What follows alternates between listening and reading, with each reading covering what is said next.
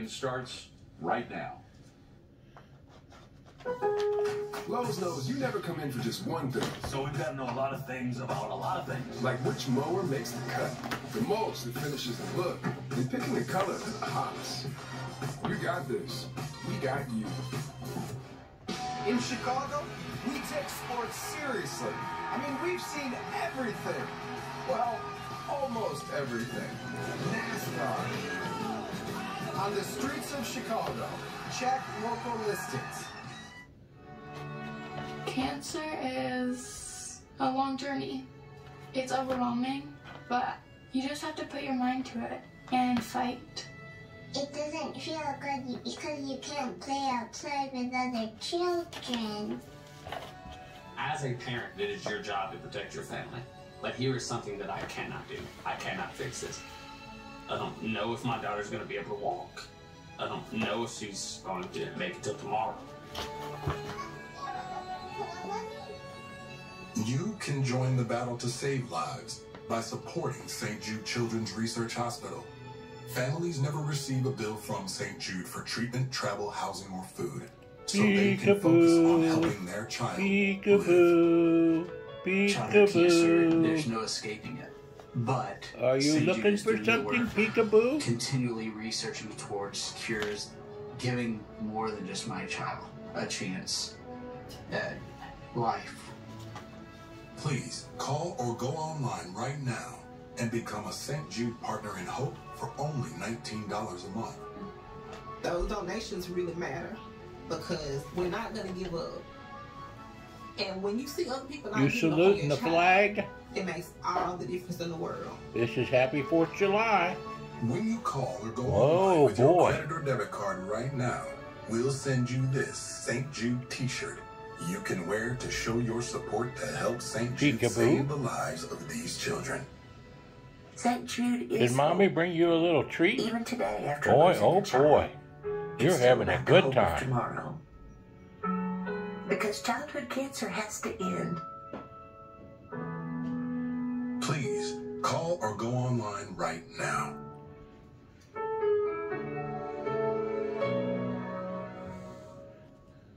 We need a small business loan fast. I got this. Loan cannon! There's a better way to get a fast small business loan. Go to ondeck.com, and if approved, get your funds as soon as the same day. Your loan is on deck. I have a surprise for you.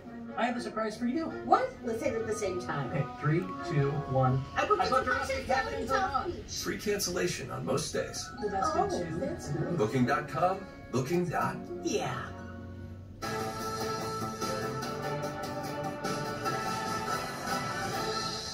Millions of Americans are expected to hit the road and take to the sky this Independence Day weekend, with travel numbers predicted to reach record levels. But recent Where's your flight little friend, disruptions are raising Josie? concerns about the airline industry's ability to cope with the surge. Welcome to Fox News Live. I'm Alicia Acuna. Hey, Griff. Hey, Alicia, great to be with you. Better pack your patience when you're traveling because tens of thousands of flights were either canceled or delayed throughout this week. But airline officials say they've taken measures to prepare for the July 4th rush. Senior correspondent Steve Harrigan is live at Hartsfield-Jackson International Airport in Atlanta with the latest You on the coming up holiday to travel study surge. at the desk for a little bit? Oh, I understand. Want to see what's going on outside, don't you? You getting your lessons? Well, good. 20 minutes earlier this morning, 17.7 million Americans will be flying this week around the 4th of July. Here in Atlanta, the busiest day so far has been Friday. That's the first desk in Fort Thomas, Kentucky. That topped a record since the 2019 day after the That's a Super piece of Bowl. history you're Numbers standing are up on. across the country, 11%, and really Mom's higher history. since She was pre-pandemic born in levels. Fort Right Thomas here in Atlanta, about 170 on Overlook. flight delayed across the nation, as many Stone as 2,000 House. delayed. And officials This beautiful continue to desk warn was in the passengers Talifero traveling to the house airport at least 3 in hours Fort early. Thomas, the first home in Fort Thomas. Airports are going to be a challenge. From parking from the moment you arrive. Looking for Gideon outside? To getting through security. Mom's It's going been to be a looking for him challenge all too. day and all weekend. She's worried about him. I've seen so many people at the airport. I've been traveling for years because I'm from the If you see Gideon, let me know. I've never seen it like this. Never ever. There are a lot of people. There is some chaos and a lot of stress as well. July the 1st, snags really outside of the airport. Traffic jams on the way 2023. Parking space. Griff? All right, last question. Follow-up, Steve. Are people being cordial? Are they handling these large numbers? Or are we starting to see a little bit of patience running out? Yes, you're up on the radio right now. WIOK, I know you love to listen to it. Tri-State Gospel, 107.5 FM on the radio dial. Yes. Yes. All right, Steve, we can hear Gil and Jan Hammond on there. And coming up later in the this mornings. Hour, we'll get a closer look at the 4th of July travel rush and how this week's disruptions and delays out of Falmouth, Kentucky, Post Office Box 50, zip code 41040. Yeah. President Biden sounding off on the Supreme Court, shutting down his plan to forgive billions of dollars in student loan debt. Place to go for news from Northern Kentucky and Greater Cincinnati, Alexandria Hoff is live at the White House, tracking the even parts of Indiana. WIOK 107.5 FM on the radio dial. Attack on progress they were trying to make. And before departing for Camp David yesterday, President Biden revealed a plan B in terms of his loan forgiveness. Take a listen. This new path is legally sound. It's going to take longer, but in my view, it's the best path that remains to providing for as many borrowers as possible with debt relief. I've directed my team to move as quickly as possible under the law. So the president says that this will be done through the Higher Education Act, claiming it allows the Secretary of Education to waive or release loans under certain circumstances. The details of that are a little hazy at this point. It's likely to face the same legal challenges as those that resulted in the Supreme Court wiping out the president's original $440 billion relief plan, with the majority finding that it was not lawful under the 2003 HEROES Act. Republicans like House Speaker Kevin McCarthy praised the decision, writing, quote, President Biden's student loan giveaway is ruled unlawful. The 87% of Americans without student loans are no longer forced to pay for the 13% who do. Now, previously, President Biden himself had expressed some doubt that he had the authority to take such action on high loans. So Jackie Heinrich asked, did the president give borrowers false hope? Yeah, I did give them any false hope. The question was whether or not I would do even more than was requested. What I did, I thought was appropriate and was able to be done and would get done. I didn't give borrowers false hope, but the Republicans snatched away the hope that they were given, and it's real hope. The Democrats also reacted strongly to yesterday's other ruling, where the court's conservative majority ruled in favor of Colorado web designer Lori Smith, determining that the state protects her promising things you know that are illegal is not a good idea, Mr. President. Today is certainly a day of victory, but not just for me, for all Americans. The court has affirmed that the government cannot force anyone to say something it doesn't believe. Certainly worthy of Amen.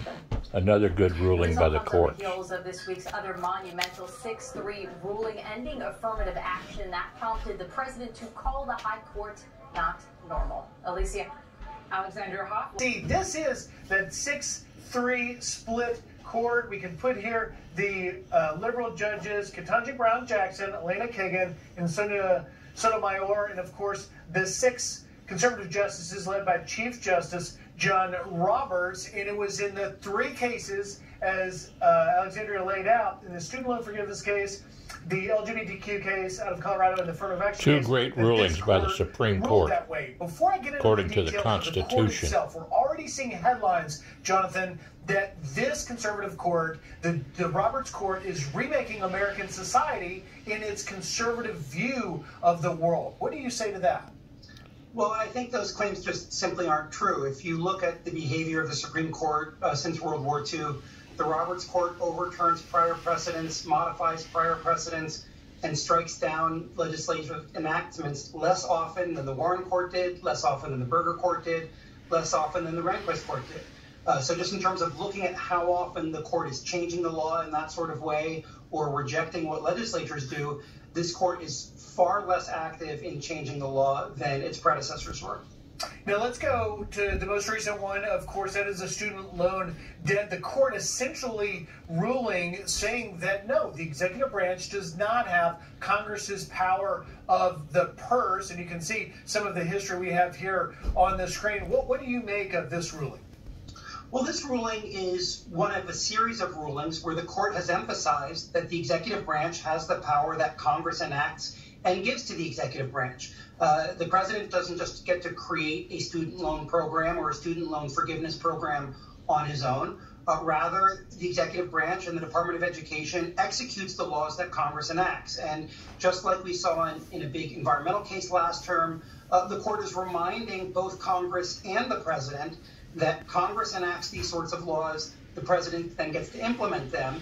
And it's one thing to make slight modifications about what sorts of forms you submit or when they're due. It's quite another to literally remake the entire program in order to create $400 billion worth of debt relief. Hey, Jonathan, we saw President Biden yesterday saying that he believes the court misinterpreted the Constitution on this case, and they're going for Plan B. We don't know what Plan B is going to look like, but do you believe that possibly if they attempt another version of what they did here, perhaps in a more narrow scope, that will be challenged in courts as well? Well, it really depends on how they do it. If you recall when the Department of Education had delayed when payments were due and had paused the accumulation of interest, those weren't challenged. A more narrowly targeted plan that uses clearer authority that Congress has enacted might well withstand any challenge. As the president has also acknowledged, doing alternative routes requires going through a greater administrative process than we saw here, and that creates the opportunity both for people to raise concerns about the plan as well as for the government to make sure that what they're doing is legal. It's actually a more regular use of executive power than what we saw with this plan. Right. Let's go to that case. Or Title VI of the Civil Rights Act, and that it's one thing to look at applicants as individuals and look at their experiences and their background and see if that's something you want to do in the university, but to make broad generalizations about applicants based on their race the court held, is not consistent with prior precedent and not consistent with federal statutes or the Constitution. And just in the last case I want to touch on before we run out of time, you can see the court was 9-0 on that postal worker who simply believed it was against his religious beliefs to force him to work on Sundays. 9-0. Did they get it right? I think they did. I mean, this case, there was some language in a prior court decision that had suggested that anything more than de minimis that an employer has to do is an excuse not to accommodate an employee's religious practices and religious faith. And the court basically said that, looked in context and look at what the law says.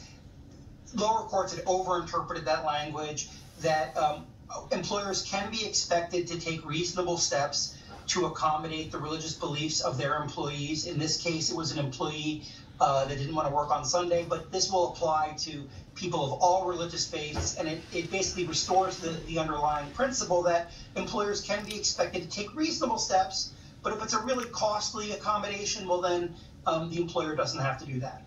Professor Jonathan Adler, great insight as always, Professor. Thanks for taking time. Have a great weekend.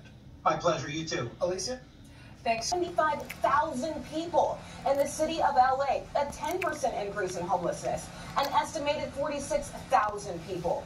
The city and county recently declared several homeless emergencies in an effort to cut down on the time it takes to get a person off the streets and into the shelter. Mayor Karen Bass recently proposed $1.3 billion of LA's $13 billion budget to fund her Inside Safe Homeless program. It calls for the city to ultimately purchase hotels and motels for housing, and it's just one of the ways she wants to address this big issue.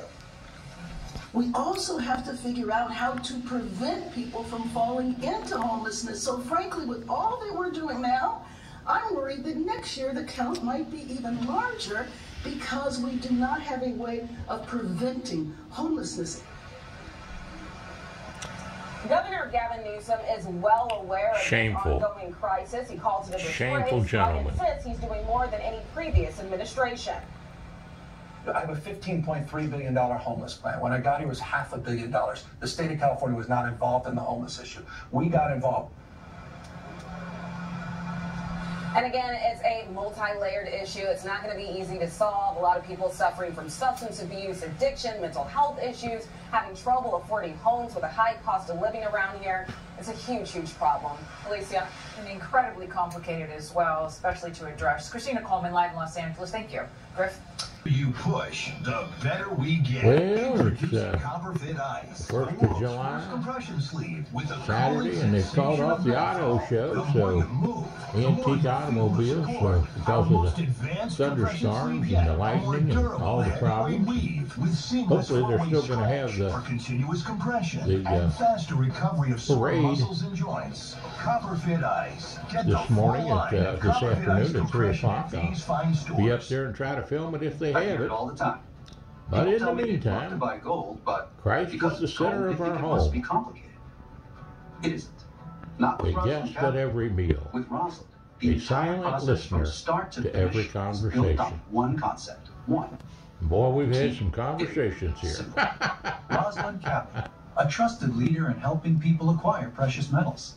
Gold bullion. Praise the Lord and pass the ammunition of godly principles. We love you all. Premium coins can help you preserve your wealth.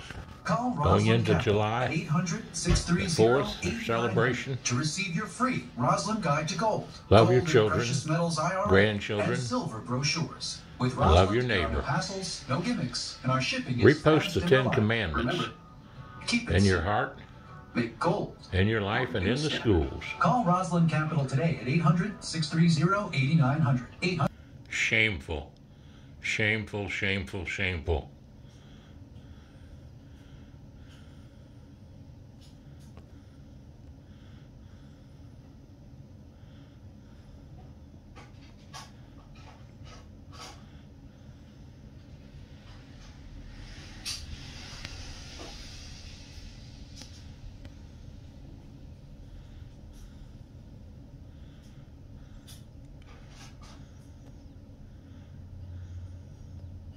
Hunter Biden and Biden.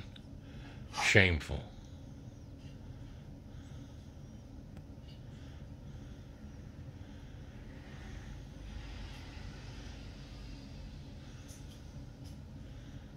But they're innocent until proven guilty.